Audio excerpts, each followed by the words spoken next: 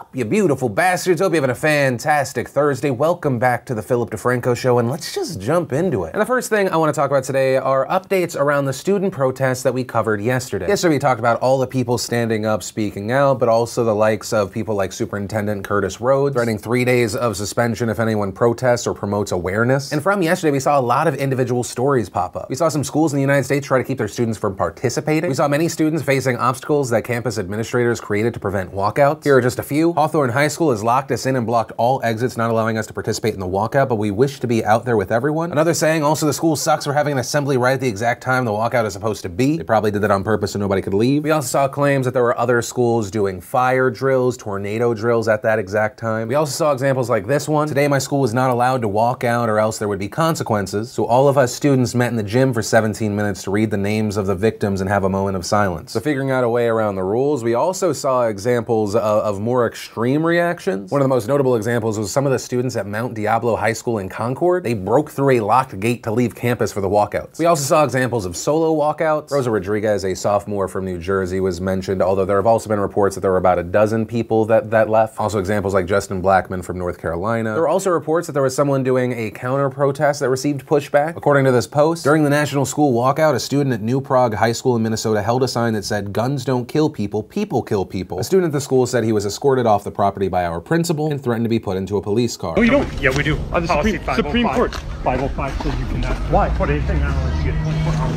You're gonna go stand outside then. That said, and I think it's important to note on a lot of these stories where it's just a lot of pulling from social media, we're seeing these claims, but we don't know what happened before or after the videos were shot. And following all of this, the school released an incident response on their website, saying, "Yesterday, approximately 100 of our high school students participated in a walkout, as did many of their peers across the country. The walkout was conducted peacefully and without conflict. Since then, attention has been focused on a sign that was present during the walkout. The district has a policy that such items must be submitted to and reviewed by school administration at least 24 hours in advance. In compliance with the district's policy to protect the exercise of students and employees' free speech rights, while taking into consideration the educational objectives and responsibilities of the school district, the sign was moved to non-school grounds. The district has an obligation to enforce this policy without regard to political viewpoint. No student was disciplined, and law enforcement was not involved with any of the students present during the walkout." And that policy is known as a time, place, and manner restriction, aka the policy that seemed to be mentioned in the video, Policy 505. That said, I am of the personal belief that whether you are for or against gun control, you shouldn't be singled out and shut down. And if that claim is accurate, that is bullshit. But it's also important to note that there are people that argue that's not an enforceable policy. This because, as the ACLU mentioned yesterday, schools cannot restrict your political protest and speech unless you are advocating for violence or illegal activity. So you have people saying the school's policy infringes on those rights. Also, thanks to these walkouts, we had the sister of a convicted mass murderer pop up in the news. Morgan is the sister of the disgusting monster that killed 9 parishioners at a Charleston, South Carolina church in 2015. Morgan's an 18-year-old student who goes to AC Flora High School in Columbia, South Carolina, and reportedly, she posted this Snapchat message that said, "Just a quick note to the other bigots out there, it doesn't make what you said not racist if you say no offense." And after learning about the post, the school staff called the school resource officer and she was quickly arrested. And according to the Richland County Sheriff's Department, she was then charged with 1 count of marijuana possession and 2 counts of carrying a weapon on school grounds. This for reportedly carrying pepper spray and a knife with her on campus. Which once again brings me back to what a stupid garbage person you are. You brought weapons and drugs to school the day of the protest? So that's where I'm gonna end this one, and I'll pass the question off to you. What are your thoughts around all these different stories? And then let's talk about internet records being broken. If you didn't catch it last night, the internet was given one of the more unexpected crossovers between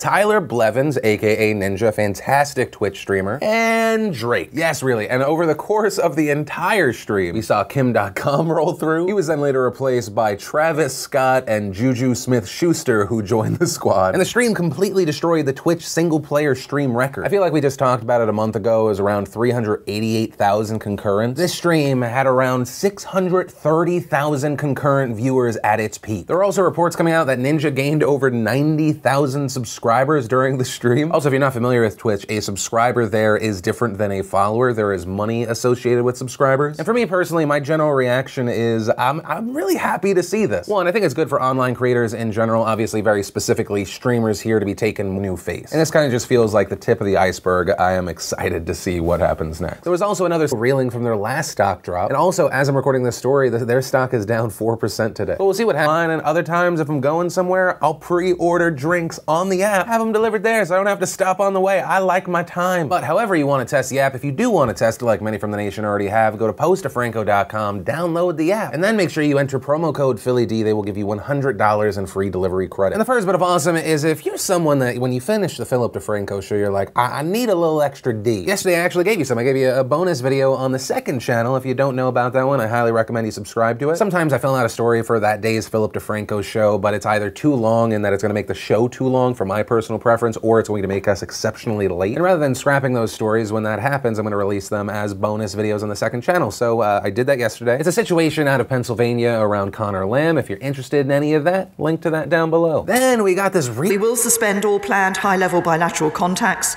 between the United Kingdom and the Russian Federation.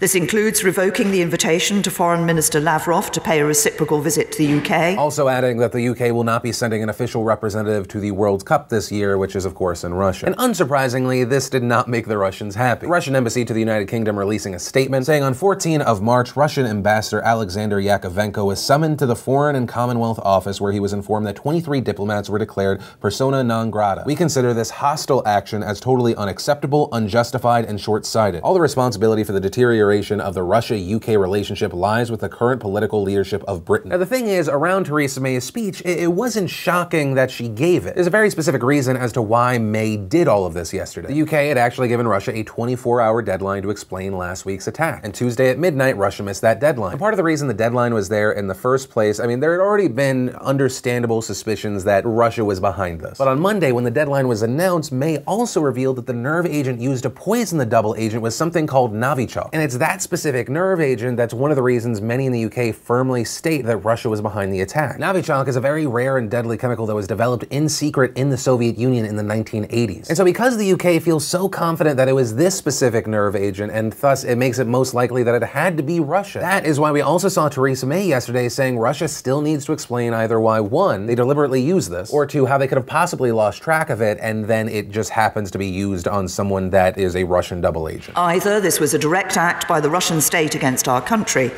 or conceivably the Russian government could have lost control of a military-grade nerve agent and allowed it to get into the hands of others. But on that note, Russia has responded in a press statement, saying it was emphasized that Moscow will not respond to London's ultimatum until it receives samples of the chemical substance to which the UK investigators are referring, and until the UK demonstrates compliance with the Chemical Weapons Convention that stipulates a joint investigation into the incident for which Moscow is ready. Without that, there can be no sense in any statements from London. The incident appears to be yet another crooked attempt by the UK authorities to discredit Russia. Any threat to take punitive measures against Russia will meet with a response. The British side should be aware of that. So as of yesterday, it would not be a crazy thing to say that that Russia-UK relations, not the best. Things looking pretty bad. And then today, it escalated even more. This because today, France, Germany, and the United States backed the UK's claim that Russia was the likely force behind the assassination attempt. President Trump, French President Emmanuel Macron, German Chancellor Angela Merkel, and British Prime Minister Theresa May releasing a joint statement together. Part of the statement reads, "The United Kingdom briefed thoroughly its allies that it was highly likely that Russia was responsible for the attack. We share the UK assessment that there is no plausible alternative explanation, and note that Russia's failure to address the legitimate request by the UK government further underlines its responsibility." Also, for those of you maybe going, this feels like maybe the beginning of a World War situation, the statement also notes that this is the first offensive use of a nerve agent in Europe since the Second World War. And the statement later ends calling on Russia to live up to its responsibilities as a member of the UN Security Council to uphold international peace and security. Following that, a Kremlin spokesman said that President Vladimir Putin has met with members of his National Security Council for a, quote, detailed discussion on the situation with Britain, adding, extreme concern was expressed in connection with a destructive and provocative position taken by the British side. And then the story's still not over. The United States announced new sanctions against Russia. And a note here, the sanctions did come after the joint statement, but seem somewhat disconnected. The Treasury Department announced today these sanctions against Russia, but for meddling in the 2016 election. And these specific sanctions are targeted against 5 entities and 19 people. The statement reads, reading, as a result of today's action, all property and interests in property of the designated persons subject to U.S. jurisdiction are blocked, and U.S. persons are generally prohibited from engaging in transactions with them. And so what this announcement basically is that they're freezing the assets of Russian agents that are in U.S. dollars, and they are blocking U.S. citizens from engaging in any business with them. One of the 5 entities sanctioned is the Internet Research Agency, or the IRA. That might sound familiar because the IRA is basically a group of Russian cyber trolls that pretended to be Americans online and attempted to influence the 2016 election. The IRA was also indicted by a grand jury last month as part of special counsel Robert Mueller's investigation. And in fact, 13 of the 19 individuals named in the sanctions have been indicted by Robert Mueller's special counsel already. Treasury Secretary Steven Mnuchin also speaking on this, saying the administration is confronting and countering malign Russian cyber activity, including their attempted interference in U.S. elections, destructive cyber attacks, and intrusions targeting critical infrastructure. These targeted sanctions are part of a broader effort to address the ongoing nefarious attacks emanating from Russia. Treasury intends to impose additional CAA-TSA sanctions, informed by our intelligence community, to hold Russian government officials and oligarchs accountable for their destabilizing activities by severing their access to the U.S. financial system. Also, the Treasury Department saying that Russia was also targeting nuclear, commercial facilities, water,